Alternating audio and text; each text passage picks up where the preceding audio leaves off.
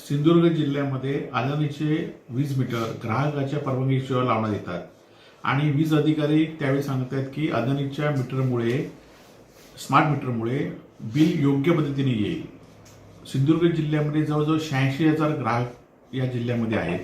त्यातले 30,000पेक्षा जास्त ग्राहकांचे अदानीचे मीटर स्मार्ट मीटर लावण्यात आलेले आहे आणि या मीटरचं बिल दुपटीने तिपटीने जास्त आलेलं आहे आणि म्हणून नाईलाजाने आम्ही स्पर्धा घेतली आहे की अदानीचं मीटरचं बिल कमी आलेलं दाखवा आणि 10,000 रुपये मिळवा।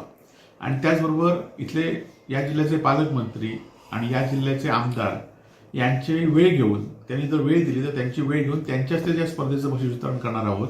कारण संपूर्ण जिल्ह्यामध्ये स्मार्ट मीटरच्या विरोधात नागरिकांचं विविध आंदोलन सुरू असताना, नागरिकांना भुर्दंड पडत असताना ते त्या संदर्भात सुद्धा बोलत नाहीत आणि त्यामुळे दुर्दैवाने त्यांच्या वेळेनुसार हे आम्ही आंदोलनाचं बक्षीस वितरण करणार आहोत। आणि स्मार्ट मीटरच्या बाबतीमध्ये आम्ही अनेक आंदोलनं केली तरी पण शासनाला जाग येत नाहीत आणि त्यामुळे हे प्रातिनिधिक स्वरूपात आम्ही आंदोलन केलंय। याच्यामुळे तरी शासनाला जाग येईल काय हा आमचा प्रश्न आहे। रोकठोक महाराष्ट्राला सबस्क्राईब करा आणि बेल आयकॉनवर क्लिक करायला विसरू नका।